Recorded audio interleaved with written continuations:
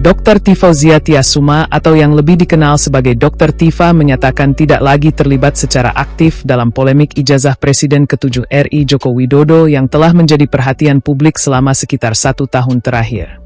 Keputusan tersebut disampaikan setelah ia mengaku telah menuntaskan tugas ilmiahnya dalam mengkaji persoalan tersebut dan menjalani rangkaian proses hukum yang panjang. Meski memutuskan mundur dari keterlibatan aktif, Dr. Tifa menegaskan dirinya tetap bersedia hadir apabila diminta memberikan keterangan sebagai saksi ahli maupun saksi fakta dalam proses persidangan yang berkaitan dengan perkara tersebut.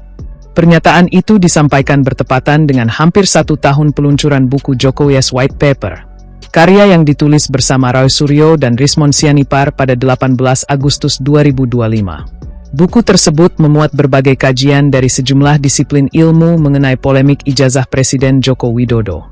Keputusan Dr. Tifa ini muncul di tengah proses hukum yang masih berjalan. Di sisi lain, Pengadilan Negeri Jakarta Timur juga telah menjadwalkan ulang sidang pembacaan dakwaan baru dalam perkara dugaan pencemaran nama baik yang menjerat dirinya. Dalam pernyataannya yang dikutip dari unggahan YouTube Dr. Tifa Channel pada Kamis, 6 Agustus 2026, Dr. Tifa mengatakan dirinya telah menyelesaikan tanggung jawab sebagai ilmuwan dalam mengkaji polemik ijazah tersebut. Saya mengambil keputusan bahwa tugas saya terkait persoalan ijazah ini telah selesai, terangnya. Menurut Dr. Tifa, selama 1 tahun terakhir dirinya berupaya menjalankan penelitian berdasarkan kompetensi akademik yang dimilikinya. Kajian tersebut, kata dia, difokuskan terhadap analisis foto ijazah digital yang beredar di media sosial dan diklaim sebagai ijazah Presiden Joko Widodo. Dalam penelitiannya, ia menggunakan sejumlah pendekatan ilmiah, mulai dari anatomi, ilmu yang mempelajari struktur tubuh makhluk hidup, morfologi, ilmu yang mengkaji bentuk atau struktur objek, behavior atau ilmu perilaku, hingga facial action coding system, FACS, yakni metode ilmiah yang digunakan untuk menganalisis ekspresi wajah berdasarkan pergerakan otot wajah. Hasil kajian tersebut kemudian dituangkan dalam salah satu bagian buku Jokowi's White Paper. Menurutnya, penelitian yang dilakukan merupakan bentuk kontribusi ilmiah sesuai bidang keahlian yang dimiliki. Selain melakukan penelitian, Dr. Tifa mengatakan dirinya juga harus menghadapi proses hukum yang cukup panjang. Ia menyebut perjalanan tersebut berlangsung sekitar 450 hari dengan berbagai tahapan pemeriksaan. Mulai dari diperiksa sebagai saksi, kemudian menjadi terlapor, berstatus tersangka, hingga akhirnya duduk sebagai terdakwa dalam perkara dugaan fitnah dan pencemaran nama baik.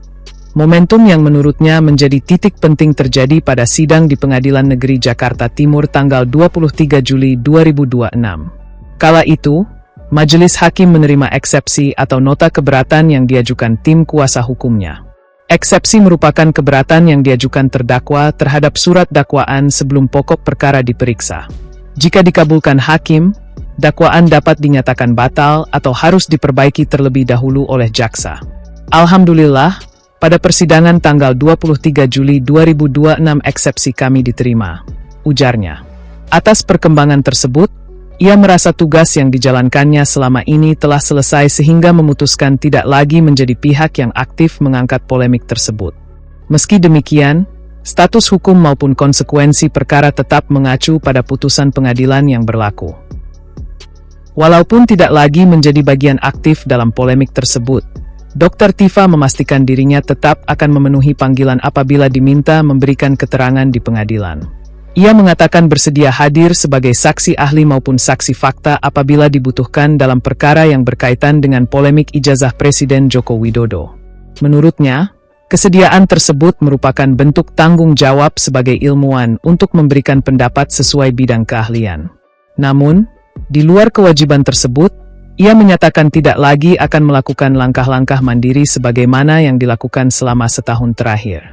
Setelah mengakhiri keterlibatan aktifnya, Dr. Tifa mengaku ingin kembali fokus pada dunia kesehatan yang selama ini menjadi bidang pengabdiannya.